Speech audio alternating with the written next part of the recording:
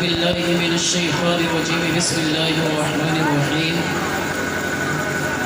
واعلموا انما اموالكم واولادكم فتنه آمنت بالله صدق الله مولانا العظيم وبلغنا رسوله النبي الكريم ونحن على ذلك لمن الشاهدين والشاكرين والحمد لله رب العالمين.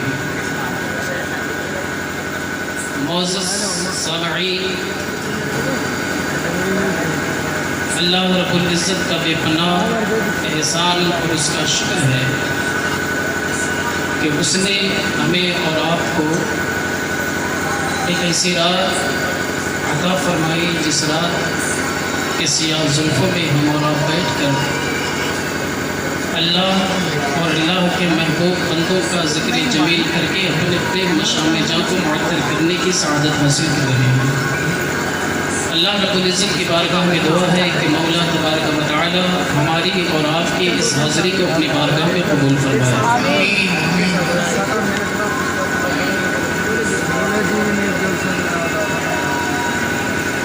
حضرات، آج آپ کے اس دیار محبت میں ہر طرف رونق ہی رونق نظر آ رہی ہے، اور اس سب کی جو اصل وجہ ہے وہ یہ ہے کہ رفیق محترم حضرت قاری تبریز عالم صاحب کے ذہن میں ایک گل نمودار ہوا ہے جس کی خوشبو سے آج آپ کا مہوتوا بازار لبریز اور سرشار ہے. اللہ رب العزت نے ہمیں اور آپ کو پیدا کیا، اور دنیا میں انسان پیدا ہوتے رہے ہیں اور ہوتے رہیں گے. تو انسان دنیا میں آتا بھی ہے اور دنیا میں جاتا بھی ہے. جس کو دنیا میں آنا ہے اس کو ایک نہ ایک دن دنیا سے جانا بھی ہے. آج میں پورے یقین کے ساتھ بابا کے دہل اعلان کر رہا ہوں کہ آج یہ نونہال جو ممبر رسول پر علماء کی گودوں میں آج یہ کھیل رہا ہے، اللہ اس بچے کو ہر آفات و بلیات سے محفوظ و معمول رکھے گا انشاءاللہ. آج اس بچے کو دیکھ کر کے ہر انسان کے دل میں آج ایک خواہش ہو رہی ہوگی، سب کے دل میں ایک امنگ پیدا ہو رہا ہوگا کہ ہمیں بھی اپنے بچوں کا نام اسی طرح کے نام رکھنے چاہیے.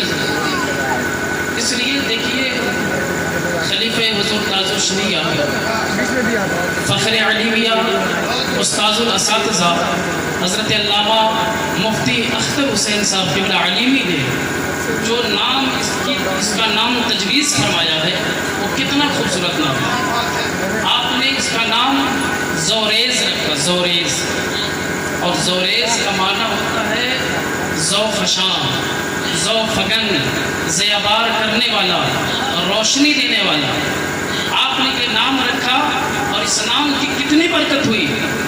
زوریز کا معنی روشنی دینے والا، زیابار کرنے والا.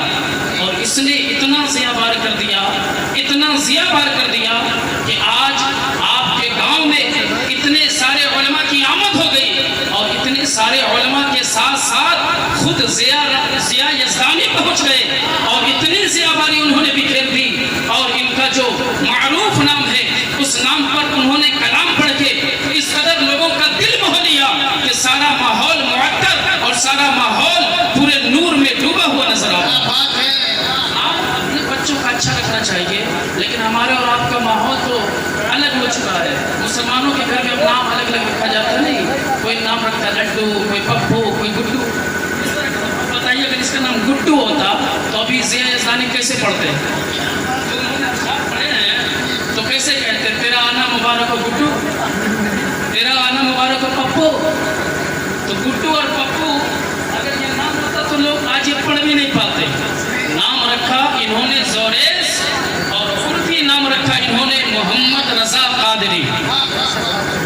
طرح کے نام رکھنا چاہیے. وہ ایک زمانے میں 8 بھائی تھے تو ان کا نام رکھا ہوا تھا. ایک کا نام حاکم، دوسرے کا حکم. حاکم، حکم، سبحان، سبحانی، حوصلہ رکھانی. اس طرح کے نام ایسے رکھو کہ نام سے بھی بچوں کی زندگی پہ فرق آتے ہیں، نام سے بھی زندگی میں انقلاب آتا ہے.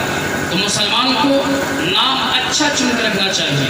اتنے پیارے نام رکھیں تو اس عظیم الشان اور خوبصورت نام کا بچہ آج جب آپ کی دہلیز پر، آپ کے گاؤں میں، آپ کے محلے میں، آپ کے شہر میں جب یہ بچہ آیا تو اللہ نے اس کی نیک فالی اس قدر کی کہ آج آپ کا پورا گاؤں خوشیوں کے ماحول میں ڈوبا ہوا ہے. اور اتنے سارے علماء، اتنے سارے حفاظ، اتنے سارے شعراء، اتنی اچھی اچھی آواز کے مالکان، اتنے اچھے نقیب جلسہ اور اتنے اچھے سامعین جو سب آج ایک جا ہو کر کے رات کے اس وقت میں جبکہ لوگوں کو بستر پر ہونا چاہیے، جبکہ لوگوں کو استراحت کی نیند لینا چاہیے، جبکہ لوگوں کو بستروں پہ کراٹ بدلنا چاہیے، لوگ اپنے اپنے بستروں کو چھوڑ کر اگر آج رسول کی محفل سجا رہے ہیں، مصطفیٰ کا میلاد پڑھ رہے ہیں، تو یہ سب کچھ اس لیے ہو رہا ہے کہ ایک حافظ قرآن کے گھر میں ایک گل کھلا ہے اور یہ گل اتنا عظیم الشان نکلا، اتنا خوشبودار نکلا کہ اپنے ماں باپ کو خوشبودار تو کر ہی دیا، اپنے پورے ننیال کو بھی خوشبودار کو بھی عطر بیز کر رہا ہے اور معطر کر رہا ہے. بہت خوب، ماشاءاللہ. عادت واقعی باعث فرحت و انبساط ہے. جی جی جی. لیکن ایک بات میں بتا دوں، یہ کیا مزاج ہے سنیوں کا؟ ایک سنیوں کا مزاج بنا ہوا ہے. قاری تبریز کے گھر میں بابو زوریز آیا تو قاری تبریز نے کہا چلو نبی کا میلاد پڑھو. توجہ ہے آپ کی؟ سن رہے ہیں؟ قاری تبریز نے کہا چلو نبی کا میلاد پڑھو. اس سنیوں کا الویہ سے بن چکا ہے، طریقہ سے بن چکا ہے. گھر میں بچہ پیدا ہوا تو مصطفیٰ کا میلاد پڑھو، کسی کا انتقال ہو گیا تو مصطفیٰ کا میلاد پڑھو، گھر میں کسی کی شادی ہوئی تو مصطفیٰ کا میلاد پڑھو، بیٹا کامیاب ہو گیا تو مصطفیٰ کا میلاد پڑھو، اچھی نوکری مل گئی تو مصطفیٰ کا میلاد پڑھو، اچھی تجارت ہو گئی تو مصطفیٰ کا میلاد پڑھو. انسان جیسے کامیاب ہوتا ہے اور کوئی خوشی حاصل ہوتی ہے تو انسان کہتا ہے چلو مصطفیٰ کا میلاد پڑھو. یہ کون سا رویہ ہے؟ گھر سے جنازہ نکلتا ہے تو مصطفیٰ کا میلاد پڑھو، گھر میں شادی بیاہ ہوتے ہیں تو مصطفیٰ کا میلاد پڑھو، گھر میں تجارت عروج پر آتے ہیں تو مصطفیٰ کا میلاد پڑھو، مکان اچھا بن جاتا ہے تو مصطفیٰ کا میلاد پڑھو، دکان اچھی چلنے لگتی ہے تو مصطفیٰ کا میلاد پڑھو، کاروبار میں ترقی ہوتی ہے تو مصطفیٰ کا میلاد پڑھو. آخر ایسا ہوتا کیوں ہے؟ ہر بات پہ مصطفیٰ کا میلاد پڑھتا کیوں ہے؟ اور آج اس رات میں قاری تبریز نے اپنے بچے کی ولادت پر اتنے اچھے محفل کا انتظام کیوں کیا اور اتنے سارے شعراء، اتنے سارے علماء، اتنے اچھے نقیب اور اتنے اچھے معلمین و مدرسین کو مدعو کیوں کیا؟ کیا وجہ ہے؟ میں آپ کو کنز العلماء کی ایک روایت سنا دوں. میرے سرکار فرماتے ہیں ان العالم لیستغفر له من فی السماوات والارض والحیتان فی جوف الماء. میرے نبی فرماتے ہیں کہ زمین و آسمان میں جو کچھ بھی ہے، زمین و آسمان میں جو کچھ بھی ہے، یہ سب عالم کے لیے دعائیں مغفرت کرتے ہیں.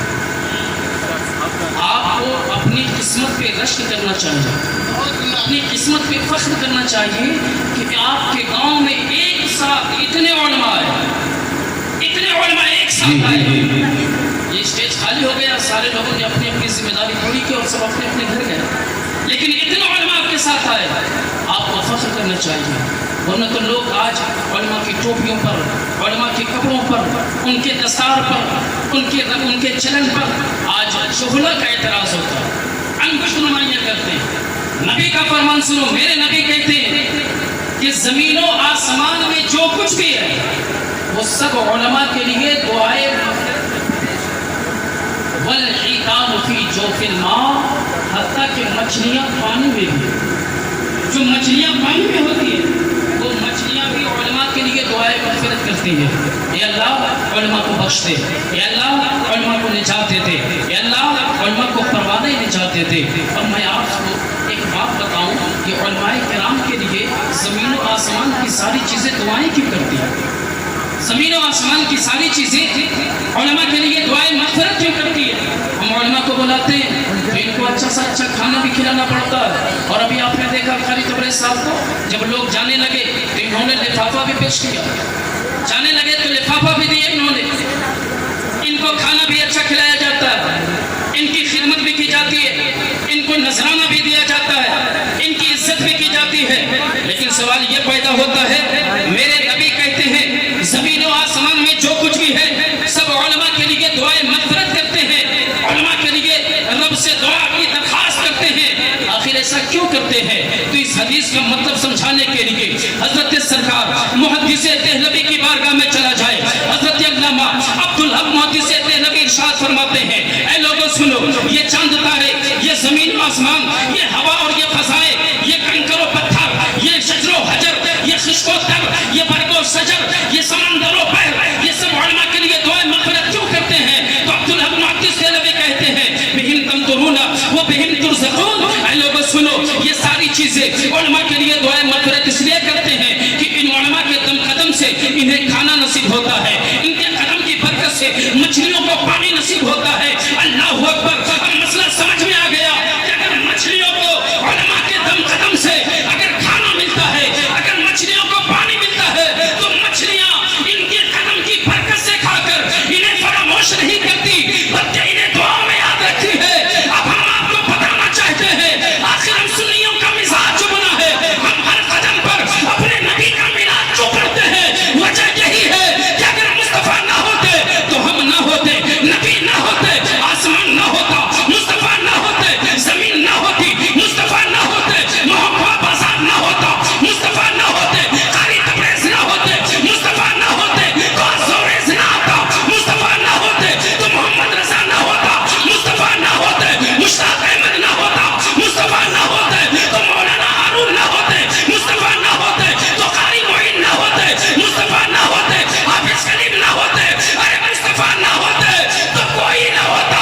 تو گویا سب کچھ نبی کے صدقے میں ہے. تو ہم کھاتے ہیں نبی کا صدقہ, پیتے ہیں نبی کا صدقہ, سوتے ہیں نبی کا صدقہ, جاگتے ہیں نبی کا صدقہ, ہمارے گھر بچہ ہوتا ہے یہ نبی کا صدقہ.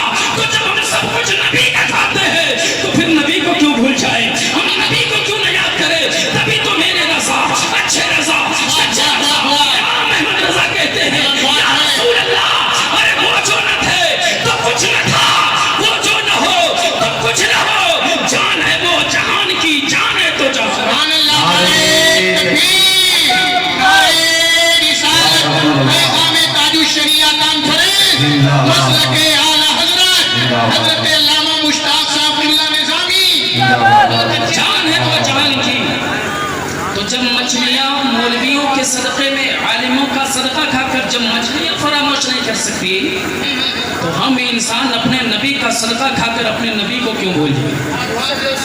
ہم اپنے نبی کو کیوں بھول جائیں؟ اس لیے ہم پر اپنے نبی کا میلاد مناتے ہیں. ایک بار درود شریف پڑھ لیجیے. اللہم صلی صلی اللہ علیہ نبی وآلہ صلی اللہ علیہ وسلم. اللہ تعالی علیہ وسلم.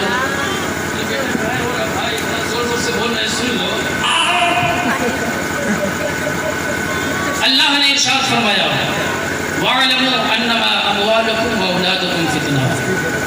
بچہ تو پیدا ہوا, گھر میں بچہ پیدا ہوتا ہے, بڑی خوشی ہوتی ہے, بے انتہا مسرت و شادمانی کا اظہار کرتے ہیں. لیکن اب سنو, اللہ کہتا ہے وَاعْلَمُوا أَنَّمَا أَمْوَالُكُمْ وَأَوْلَادُكُمْ فِتْنَةٌ. اے لوگوں سنو, تمہارا مال اور تمہاری اولاد یہ آزمائش ہے.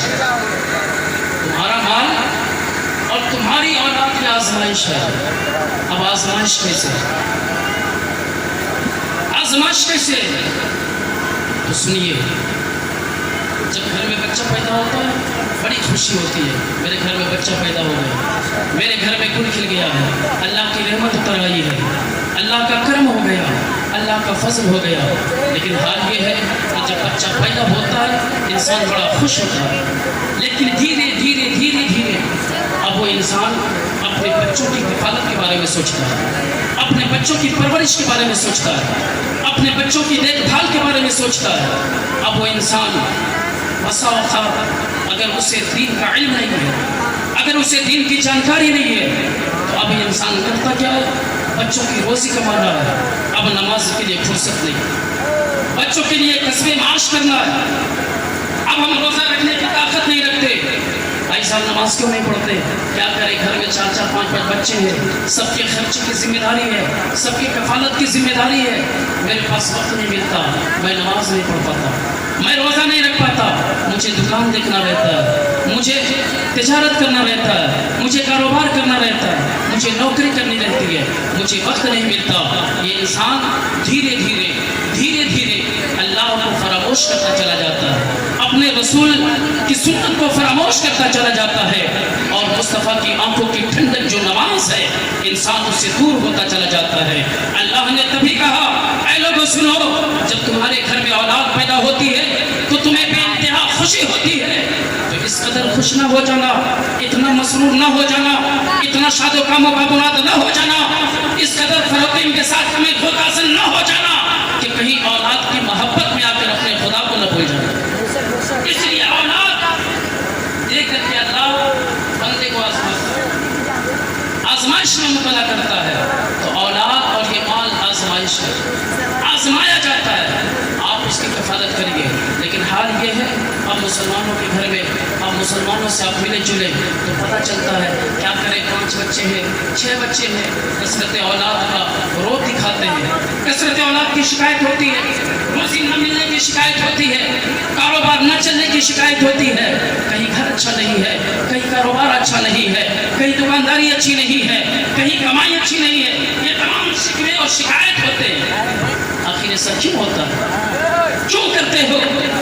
ہم کفاروں کو دیکھ کر، ہم منافقین کو دیکھ کر، ہم ان کے رعب و دبدبہ کو دیکھ کر ہم اپنی وقار کو، اپنی حیثیت کو بھلا بیٹھتے ہیں کہ ہمارا مقام کیا تھا، ہماری حیثیت کیا تھی، اور ہم اپنے رب کو ناراض کرنے کی کوشش کرتے ہیں. ایسا ہرگز نہ ہونا چاہیے. انسان سوچتا ہے کہ کاروبار نہیں ہے. آئیے قرآن مقدس ہے، سورہ بقرہ ہے اور دوسرا پارہ ہے. اللہ نے ارشاد فرمایا زُيِّنَ لِلَّذِينَ كَفَرُوا الْحَيَاةُ الدُّنْيَا وَيَسْخَرُونَ مِنَ الَّذِينَ آمَنُوا وَالَّذِينَ اتَّقَوْا فَوْقَهُمْ يَوْمَ الْقِيَامَةِ. آج حال یہ ہے کہ جب مسلمان کفاروں کا بنگلہ دیکھتا ہے، جب مسلمان کفاروں کی گاڑیاں دیکھتا ہے، جب مسلمان کفاروں کی نوکریاں دیکھتا ہے، جب مسلمان ان کی آن بان شان کو دیکھتا ہے، جب مسلمان ان کے لگژری مکان کو دیکھتا ہے، جب مسلمان ان کے فلسفوں و سماعتوں کو دیکھتا ہے، جب مسلمان ان کے اونچے اونچے محلات کو دیکھتا ہے، جب مسلمان ان کی شان و شوکت اور دولت کو دیکھتا ہے، جب مسلمان ان کی ثروت و شوکت کو دیکھتا ہے، تو مسلمان کو لگتا ہے ان کے پاس اتنی دولت ہے، ان کے پاس اتنا مال ہے، ان کے پاس اتنی سہولیات ہے، ان کی زندگی اتنا عیش و آرام کی ہے. لیکن ہمیں کیا ہو گیا؟ ہم اپنے بچوں کا 2 وقت روٹی بھی نہیں دے سکتے، ہم اپنے بچوں کی کفالت نہیں کر سکتے، ہمیں اچھا مکان نہیں مل سکتا، ہمیں اچھی دکان نہیں مل سکتی، ہم اچھے کاروبار نہیں کر سکتے. مسلمان پریشان ہو جاتا ہے. اے یارو پریشان ہونے کی بات نہیں ہے، رب نے تو بہت پہلے کہہ دیا ہے زُيِّنَ لِلَّذِينَ كَفَرُوا الْحَيَاةُ الدُّنْيَا. اے لوگوں سنو، ہم نے کافروں کی زندگی کو دنیا میں زینت سے سجا دیا ہے، ان کی